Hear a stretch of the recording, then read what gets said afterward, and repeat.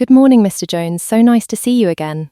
It wasn't a platitude. She really did enjoy seeing him, and despite his unusual looks, found him strangely attractive. Since her divorce, she missed having male company, but realized, for professional reasons, nothing could happen between them.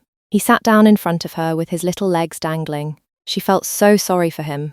As a 32-year-old man, having to go through life looking and sounding like an 8 or 9-year-old child.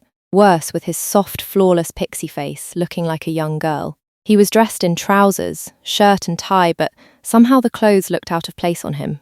Nice to see you as well, doctor. I must say you are looking very healthy. How are you feeling? Thank you. Physically, I feel fine, but still very depressed about the way I look and the way people treat me. We have discussed this at our previous therapy sessions. You are financially secure and have good health, so have nothing to be depressed about. Yes, but I still have no self-confidence and have become very shy and frightened of people. It's just getting worse and worse. Are you frightened of all people? Yes, except children, of course. So you are frightened of everyone unless they are children? Well, not exactly. This is very embarrassing. Except girls of up to about 9 years of age. You are frightened of everyone except little girls? Yes, miss. Why did you call me miss? I don't know, it just sort of slipped out. She thought this is becoming a most unusual case. It's as if he is turning into the child he appears to be, mentally regressing in some way. Are you frightened of me? She asked. Yes, miss. But why? Because you're a grown-up doctor. But I am younger than you, Mr. Jones. He lapsed into silence at his own absurd stupidity. Meanwhile, Dr. Marion Hughes pondered on this extraordinary turn of events. She knew he was a timid little man, but the situation had now got completely out of hand. It was really time to have him committed, otherwise some unscrupulous characters might take advantage of him. Unfortunately, it was late on a Friday evening, so she wouldn't be able to sort anything out until Monday. She took her work very seriously, and particularly the care and safety of her patients. She would not be able to live with herself if anything happened to Mr. Jones, so decided the only option was to take him home with her. Mr. Jones, I think it best if you stayed with me over the weekend. No, I would rather go home. I am sorry, but I have to insist. I don't want to. I'm going home. She was a tall young woman, so as they both stood up, her statuesque hourglass figure towered over him. Now she had given a direct order. Suddenly, he had become frightened and subdued. Dr. Marion Hughes knew this was exactly the sort of situation that undermined his confidence, but in the circumstances she saw little alternative. Mr. Jones, you are coming with me, and that's final. But it's not fair. Well, sometimes life isn't fair, but it's for your own good. To intimidate him, she deliberately closed the distance between them. The soft, pale blue cashmere of her fitted jumper threatening to engulf his head between her bountiful breasts. She took a firm grip of his small wrist, and with her straight-skirted hips swaying and her heels tapping authoritatively, pulled him out of her office. As she dragged him outside, she asked her receptionist to lock up. The pretty girl couldn't help smiling at the spectacle of the little man with Marion Hughes. Much like a reluctant child firmly under the control of an adult, she led him, protesting, to her parked Mercedes, opened the front passenger door, bundled him in, then reached over and fastened his seatbelt, quickly got in and drove off, until breaking the silence by saying, "Before going home, I have to pick up my daughter from St. Anne's Convent School. I'm afraid she will be accompanied by the headmistress who lives close to us. No need to be frightened. Miss Harrison is a very caring person. You won't be frightened because you can sit in the back with my 8-year-old. Chloe is a talkative little girl and will no doubt want to tell you all about what she is going to be doing during next week's half-term." When they arrived, Miss Anna Harrison was waiting by the side of the road, holding the hand of a pretty blonde girl dressed in her convent school uniform. She opened the rear door and helped the girl inside and was about to follow her when Marion said, "No, Anna, I have things to discuss with you. Please take the front seat." The headmistress opened his door. This gave him a chance to escape, but the young woman grabbed hold of him and said, "You heard Dr. Hughes, dear. Let's get you in the back with Chloe. The grown-ups need to talk." As he struggled, Miss Harrison smacked the back of his legs, then quickly pushed him into the back seat, closed the door, which was quickly followed by Marion engaging the child locks. Satisfied the child was safe, Anna got in the front. A young mother standing with her daughter casually observed Miss Harrison dealing with the child. She was impressed with how she had deliberately kept the little one under control by the busy road. Mr. Jones was embarrassed at how easily she had dealt with him. She had naturally taken control, as if he were one of the little girls at St. Anne's. As they drove along, the two women began a conversation, ignoring as far as Anna was concerned, the children in the back. "What school do you go to? And why are you dressed like a boy?" Chloe asked. She, of course, assumed he was about the same age as her. He was used to this sort of thing, but was tired of giving long explanations that Dr. Hughes had advised. He found it easier just to let casual acquaintances think what they liked. This is when things began to go horribly wrong, as he did not know what to say. So to satisfy her curiosity, he made up an answer. "I don't go to school. I thought all girls had to go to school," Chloe asked. This stumped him, but Marion, who had overheard, instinctively helped him out. "Chloe, some girl are taught at home." This confirmed to Anna Harrison what she thought, that the child must be an 8 or 9-year-old tomboy. Marion wondered why she had not corrected her daughter or Anna as to his true gender, probably for the same reason he didn't, to save him from embarrassment. Anyway, he would only be with her over the weekend, so no explanations were really necessary. However, things were about to become more complicated. "Don't forget, we have a brownie meeting tomorrow at 10 a.m. Marion. You can hardly leave her alone at home, otherwise the Community Child Protection Society will have questions. Bring her along with Chloe. She would be very welcome." The little man in the back seat had heard none of this, so was completely unaware of the developing issue. Marion had planned on a quiet weekend and had forgotten all about the brownie meeting. She knew she had to attend, but also understood that she could not take the risk of upsetting the busybodies from the CCPs. She wondered how she had got herself and Mr. Jones into such a ridiculous situation. When Marion dropped Anna Harrison off, she said, "See you tomorrow, Marion, with the 2 girls." Marion, now backed into a deceitful corner, could only smile and nod her head. She needed time to think up a plausible excuse not to attend the meeting. When she got Chloe and Mr. Jones home, she started to make them tea, which gave her time to think. She could claim illness, but that would mean a doctor's visit. This was the problem with small, tight communities. Everybody knew each other's business. Then there was a knock on the front door. It was Sarah Schofield, Brown Owl of the Brownies. "Anna tells me we have a new girl coming to Brownies tomorrow. Anna says she is the same size as Chloe. I have brought her a uniform." Sarah handed over a brownie dress, yellow neckerchief, belt and beanie hat before Marion could object. "You shouldn't have gone to so much trouble," Marion said as she tried to hand the uniform back, but Sarah was already halfway to her car. "No trouble at all. Cannot have her feeling out of place with the other girls. Always nice to have a new girl. Got to rush. Bye." Marion was left at the door holding the uniform, wondering how she was going to extricate herself from this bizarre situation. She went back to the kitchen to finish making the tea, before laying it on the dining room table and getting Chloe and Mr. Jones from the lounge. They were sitting on the carpet, and both seemed to be happily engrossed playing with Chloe's dolls. On seeing her, Mr. Jones quickly stood up, with a slight flush of embarrassment on his pixie face. Marion couldn't help thinking how cute he looked, and weirdly, for a split second, felt an erotic thrill. The moment was broken by Chloe declaring, "She likes my Diana doll best, mummy. Look, she has dressed her so nicely." Marion had been going to explain to Chloe about Mr. Jones, but suddenly it didn't seem quite the appropriate time. Before realising what she was saying, Marion announced, "Playtime is over. Tea is ready, girls." Mr. Jones looked horrified. All Marion could do was mouth sorry to him. Following tea, Chloe was sent to her room to do her homework. Mr. Jones offered to help clear the table, which gave Marion the opportunity to explain to him what had happened. After she explained, he was furious. "So they think I am an 8-year-old girl and expect me to dress as a brownie? Yes, and it's your fault for not explaining to Miss Harrison and Chloe your real age and gender immediately. But it's your job, as my psychiatrist, to explain things. Have you not listened to anything I have been telling you in our sessions? You must explain on your own behalf, as I cannot be around all the time to look after you." The truth really hit home as he began to lose his temper. In sheer frustration, he smashed a cup onto the kitchen tiled floor. Marion was shocked at his behaviour and naturally reacted. How could she not? He looked like a child and was acting like a child. She grabbed his arm and pulled him towards a straight-backed chair. He desperately tried to stop her, but with her superior height and strength, she was easily able to pull down his trousers. She sat down and dragged him over her lap and spanked him for a couple of minutes despite his ineffectual struggles. Suddenly, she again felt an erotic charge. She had broken all professional rules. She helped him to his feet so she could apologise for her outrageous actions and implore him not to press charges. However, as he pulled up his trousers, he infuriated her even more by cursing and swearing. "Why, how dare you speak to me like that?" Hang the professional rules, she thought, as instincts took over again. This time she was not going to hold back. This time she was going to give him a bare-bottom spanking he would never forget. In short order, she had him upturned again, with her left hand holding his right wrist behind his back. She soon ripped down his underpants to reveal his bare bottom. Again, she felt the sexual thrill of having him under control. She soon built up a rhythm of firm hand spanks, all the while getting more and more excited.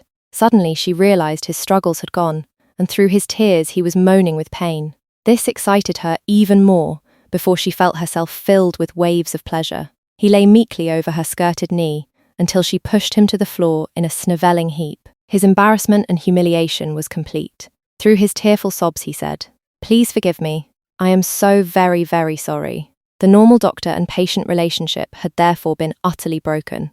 Eventually she came out of the trance that had engulfed her.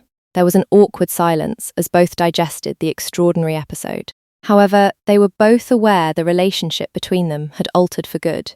She was the first to speak. "It is obvious you need adult guidance, and trust me, little one, I will spank you again if you are naughty."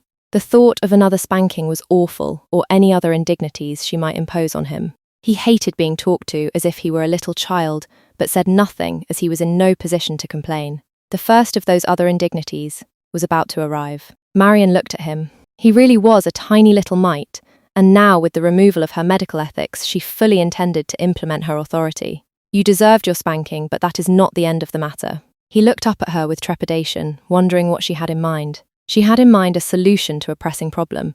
"Take all your clothes off, none of which suit you anyway. Everything including socks and shoes. I want you totally naked."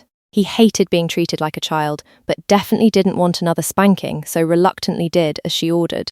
She was pleased to see his hairless little body, in his birthday suit, sheepishly covering himself with his small hands. How sweet, she thought. He wasn't so pleased as he recognized what she had picked up, the brownie uniform. "Mr. Jones, you said yourself you are only comfortable with little girls, so perhaps it is best if you are dressed like one." He backed away, but she was no mood for any argument or disobedience. She quickly pulled the brown dress over his head and forced his thin arms into the long sleeves. The dress fluttered down to just above his pale knees. She buttoned up the front and held his narrow shoulders at arm's length. Brown Owl had selected well. It fitted him perfectly. She neatly tied on the yellow neckerchief and fastened the regulation brownie belt around his thin waist.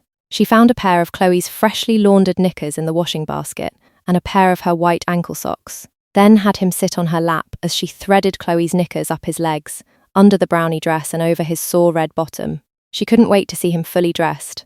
The white ankle socks were soon on followed by a pair of Chloe's white pink laced pumps on his tiny feet. To complete the picture, she popped the brownie beanie hat on his head. It was amazing. He looked like any little 8-year-old girl ready for her first brownie meeting.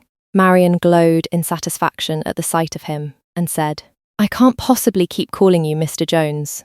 "What do you mean?" "Because Nicola is more appropriate for a girl, my dear. But I am still a man." "Hardly, but for this weekend, you are going to be a little girl. You certainly look the part. I might look like a child, but I refuse to act like one. You already have, so there is only one solution. From now on, I am going to treat you like a little girl." He stamped his foot in annoyance, which made his brownie dress flutter prettily around his knees. She smiled at this childish display before saying, "You're getting tired, Nicola. I think it's bedtime for you." "Don't be ridiculous, it's only 7:45. Chloe's bedtime is at 8 p.m. sharp, and it will be the same for you." Marion stood up, but said nothing. He looked up into her steely eyes with apprehension, and realized he had no choice. Head down in shame at his weak capitulation, he climbed the stairs ahead of her. She hustled him into a large twin-bowl bathroom while she went to get her daughter. A minute later, he was brushing his teeth by his bowl, as Chloe did the same at hers. Marion looked on as Mr. Jones and Chloe brushed away, one dressed as a brownie and one as a schoolgirl. When they had finished, she said, "Chloe, go to your bedroom and find a nightie for Nicola." By this time, he was totally pliant, as Marion helped him out of the brownie uniform and slipped Chloe's pink nightie over his head. How had it come to this, he thought?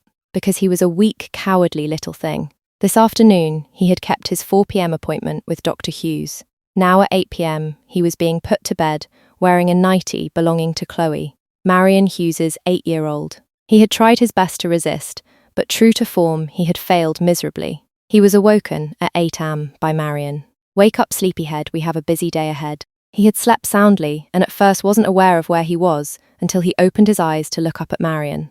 She was fully dressed, and ready for the day ahead.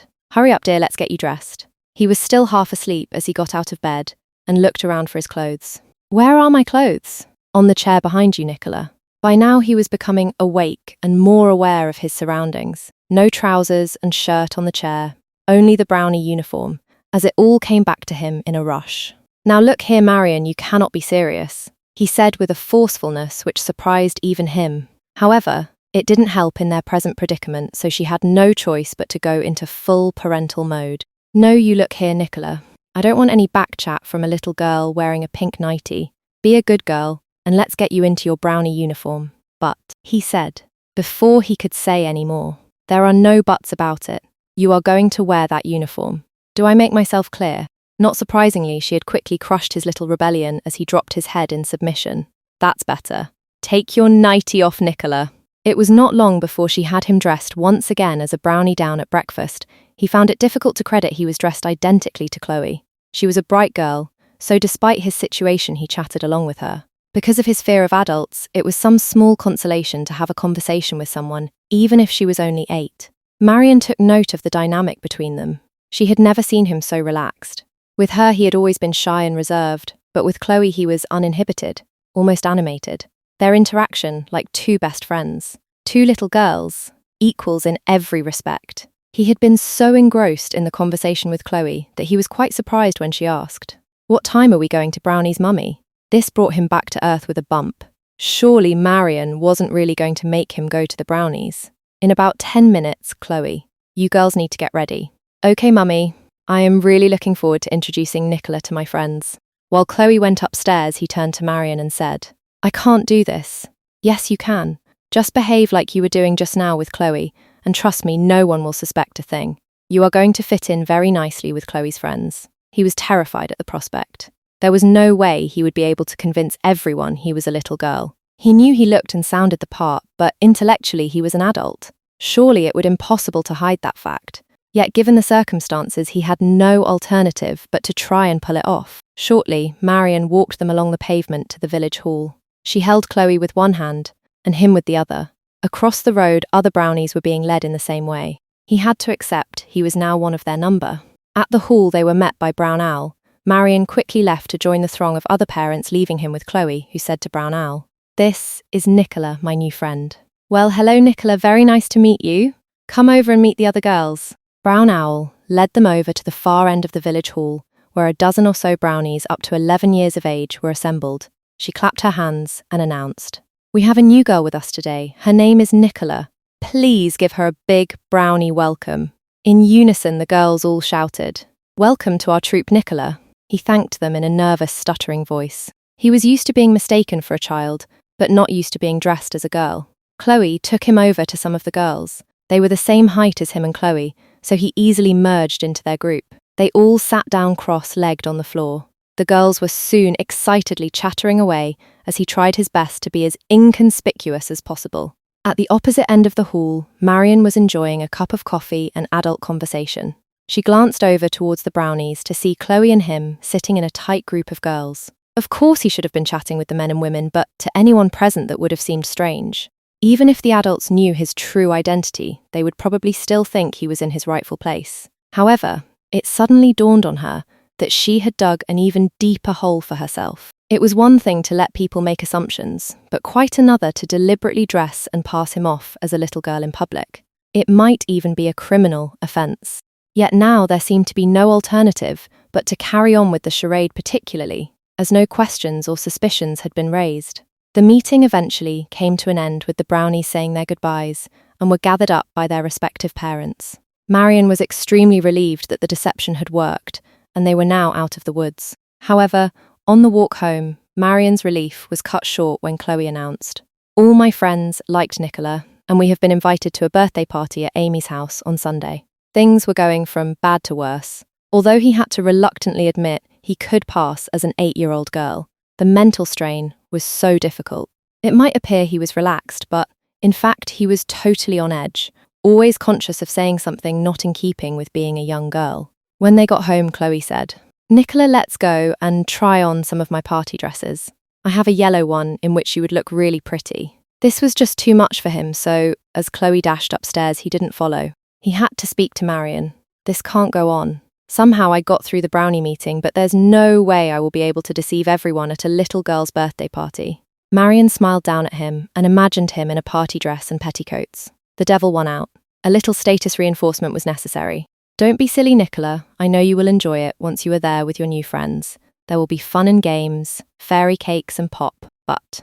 No buts, my girl. You are going to Amy's party. No arguments. I want to see you in that yellow dress. This is ridiculous. No more ridiculous than wearing a brownie uniform. Go and put the dress on now, or do you want to feel my hand on your bare body? As he looked up, she had her hands on her hips, daring him to defy her. If he gave in, his new status would be further confirmed, and they both knew it. Well, she said. Are you going to do as I say? Half an hour later, Chloe stood before her mother in her pink party dress and white petticoats, reveling in her girlish femininity. What do you think, Mummy? You look very pretty, dear. Pink really is your colour. Chloe beamed in delight at the praise before turning to him. Doesn't Nicola look pretty in yellow, Mummy? He was shivering with embarrassment as he stood beside Chloe, which made the petticoats dance nervously about his knees. He looked down at the little white frilly socks and yellow Mary Jane shoes, unable to look up at Marion. Don't be so shy, Nicola. Head up. Let me have a good look at you. As he looked up, he inadvertently brushed his thin arms against the dress, making it hiss quietly as it bounced softly on the petticoats. Marion was, of course, acutely aware of his embarrassment, but so many things were swirling through her mind, she was finding it hard to concentrate on the matter in hand. Coming to her senses, she said, "What a pretty girl you are, Nicola." He was almost unable to speak, but managed to thank her. Thank her for telling him he was a pretty girl. Had a line been crossed once and for all? Go and play with the dolls. I have some bills to pay in my study and don't want to be disturbed by a pair of children. He found himself once more sitting on the floor, playing with Chloe and her dolls, immersed in her world of make-believe. Whilst playing, they chatted about the brownies and Amy's party. He was finding it much easier to talk, as it was now about shared experiences. The reality was, he was now living the same life as Chloe. Without really considering, he was slowly beginning to behave and think like Chloe. How could he not? They had been at the brownies together, and were now sitting together in their petticoats and dresses playing with the dolls. Since Marion treated him as if he were the same age as Chloe, he was beginning to subconsciously believe he really was an 8-year-old girl. When Marion returned from her study to make a pot of tea, she found them happily giggling just like two normal little girls. Up you get, you two. I've made some tea. Please, Mummy, we haven't quite finished dressing the dolls. A typical reaction from her daughter, but the reaction from him did surprise her. Yes, please, can we finish? The tone and inclination was entirely natural, completely indistinguishable from any little girl. Perhaps the answer was not to have him committed where the outcome was uncertain. She really liked him, but surely the thoughts and solutions crossing her mind were impossible. No, the tea will get cold. You can finish after drinking your tea. Come along now. They both knew it was no use arguing, so obediently did as they were told. It was clear to Marion that, dressed and treated like a little girl, he had slipped easily into behaving like a child. She was sure the party tomorrow would not create any issues, and so it proved. Marion and the other mothers watched the girls playing in the garden. They all sat around a large table sharing bottles of wine. She noticed him twirling a skipping rope with Katie Evans twirling the other end, while Sandra Newton jumped. Chloe was sitting with some other girls making daisy chains. Anna Harrison was watching him, Katie and Sandra. I must say, Marion Nicola is making a lot of friends with the other girls. Now she is out of trousers, she really is very cute. Where does she get her looks from? Marion was unprepared for the inquisitive question, but felt she had to come up with something. From my sister in India. Her husband works for a bank in Bombay. It was now his turn to skip. Marion was surprised that he did as well as Katie and Sandra until falling on the grass like them, showing his petticoats and glimpses of his frilly panties. Have her parents sent her back to England for school? Marion was getting tired of the questions, so without thinking of the possible consequences said, "Yes, but it has not been decided where yet." "Well, we have a place at St. Anne's. I will register Nicola." "No, Anna, nothing has been decided. Please do not do that." It's the obvious answer, Marion. What is Nicola's full name? Backed into a corner once again, Marion had to think quickly, so blurted out, "Nicola Louise Jones." In short time, all the women and at the party were aware of the registration, and all assumed Nicola Louise Jones was going to St. Anne's Convent School for Girls. On the drive back, Marion was thankful they had got through the weekend without their secret being discovered. It would now be a straightforward matter to get him back to her office and contact social services. However, she had decided on an alternative path for Nicola Louise Jones. That evening, she told him some home truths. The fact is, you look and sound like a little girl, and nothing can change that. Due to the unusual circumstances of the last few days, you have been obliged to dress and behave as a child. It came to you naturally. You told me you are more comfortable with little girls, so I think the best solution is for you to live as a one. Be dressed and treated like a little girl without compromise. What? That's impossible. Of course, living as an 8-year-old girl, you will not be able to take care of your wealth. You will give me power of attorney over your affairs. I am not going to allow that. Marion unceremoniously grabbed his hand and stood him in front of a tall mirror and asked, "What do you see?" He tried to look away, but she forced his head around to face the reflection and repeated her question, but more insistent now. "What do you see?" He couldn't bring himself to give the answer until she shook him, swatted his skirted bottom and shouted, "What do you see?" She was forcing him to accept the reality. He broke down and through his sobs replied, "A little girl." She was determined to make the most of his capitulation, so continued, "And who is that little girl?" He hesitated before she shook him once more and repeated, "And who is that little girl?" It was all too much for him, so he meekly answered, "Me, it's me." "That's right, the little girl in the mirror is you, isn't it?" "Yes. From now on your name is Nicola Louise Jones, and I am your guardian. You will be treated in exactly the same way as Chloe, and abide by the same rules. Understand?" "Yes. I am at the office tomorrow, so someone will be coming over to look after you and Chloe, but first it's your bedtime." Once again, he found himself in the bathroom with Chloe. As usual, she was bright and cheerful and full of questions. "Mummy, will Betsy Jane be coming tomorrow?" "Yes, dear." "Who's Betsy Jane?" he asked. "Betsy Jane Schofield, Brown Owl's 15-year-old daughter, a fourth former from St. Anne's. She comes to look after Chloe during the school holidays." He looked questioningly at Marion. Surely she didn't expect him to be under the authority of a teenage convent girl. Marion went on, "Betsy Jane is a responsible girl, quite capable of dealing with a little girl like you." The next morning, he stood before Betsy Jane Schofield. She was almost the height of Marion, his head only coming to the level with her burgeoning breasts, a girl on the very cusp of full womanhood. Amazingly, he felt intimidated by the 15-year-old girl as she looked down on him and said, "Well, you're a pretty little one, Nicola," he shy replied. "Thank you, miss." And so, with just that short, inconsequential exchange, somehow Betsy Jane had established her authority over him. Marion, who had been watching with Chloe, understood the outcome and said, "Chloe and Nicola, make sure you are good girls for Betsy Jane." "Yes, mummy," replied Chloe. Marion and Betsy Jane looked down on him as Marion declared, "That goes for you as well, Nicola." Predictably, he withered under their scrutiny and, like a fearful child who didn't want to get into trouble, said, "Yes, I'll be a good girl." The words had come out naturally, without any thought as to their true significance.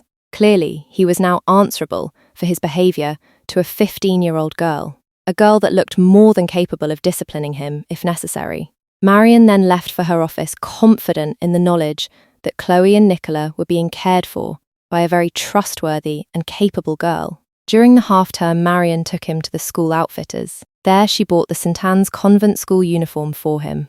He certainly looked more appropriately dressed in skirt and blouse than he ever did in trousers, shirt and tie. More fitting for the 8-year-old girl he appeared to be. A girl dressed for school. In the early days there had been quite a few small rebellions from him, but she had quickly nipped those in the bud. She found that with spankings, scoldings and cuddles she could easily persuade him to come round to her way of thinking. Not surprising, considering he had already been on the road to regression. Her relentless reinforcement of his new status merely accelerated the process. Gradually he found himself, step by step, descending completely back to childhood. After a few months, it had become normal for him to be in bed by 8 p.m. and attend St. Anne's convent. Normal to do as he was told and try his best to be a good girl. However, something was gnawing away at Marion. She was basically an honest woman and hated deceiving her friends, so decided to come clean about Nicola Louise. Therefore, she invited Anna Harrison and Sarah Schofield round for a heart-to-heart. Nicola Louise has settled in nicely at St. Anne's. She is doing very well in class and is popular with the other girls. "So, what's this all about Marion?" Anna asked. "Yes, it's the same at the Brownies. She is a little angel," Sarah affirmed. Marion was pleased with the praise, as, indirectly, it was a compliment to her as Nicola Louise's guardian, Thanks to both of you, but all is not quite as it seems. You see, there is something different about her. What do you mean? Anna and Sarah said in unison. I think it's best explained by a demonstration, Marion said. She went to the door and called for Nicola Louise. When he appeared, he was surprised to see the two formidable, statuesque young women standing facing him. There you are, my dear. I am afraid it is time to show the truth, she said flatly. School skirt up, knickers down, Marion ordered. The two women both thought they had misheard, until Marion repeated the order. He was beginning to sob as he looked up at Marion, who was obviously in no mood to be disobeyed. He quickly raised his little grey pleated skirt and brought down the regulation grey school knickers, then closed his eyes as his tiny member was exposed, and his tears began to flow at the humiliation of it all. At first there was a silence, until the quick-witted Anna said, Marion, how could you? I know I am so terribly, terribly sorry, but the whole thing just escalated and got out of hand. How could you make this little girl reveal herself in such a way? Look, she is crying her eyes out. Sarah quickly grasped what Anna was saying and moved to him, in spite of the evidence before her said, Let's get those school knickers up and skirt down, little girl. The room fell silent for a time as Sarah gathered him into her arms until his tears subsided in her maternal embrace. Marion was relieved and thankful at how her friends had dealt with the revelation. On reflection, she was ashamed at the way she had handled the affair and only wished she had been completely truthful from the start. Nevertheless, the secret was out now. So, what would be the outcome? He was told to go and play with Chloe while the three women discussed his future. Of course, there was one final secret to be made known. When Marion explained the full story, Anna and Sarah found it almost impossible to accept his true age. Surely it would make a difference to the outcome of their deliberations. Eventually, Anna summed up the facts. He may be a 32-year-old man, but he looks and sounds like an 8-year-old girl. Difficult to comprehend, but it's a fact. He is frightened of all, except girls with whom he is now sharing his life. He behaves exactly like his new peers, and has proven to be a good little girl. The child seems well adjusted, so I think that should be the end of the matter. Marion and Sarah nodded their agreement, as it was obviously the correct decision.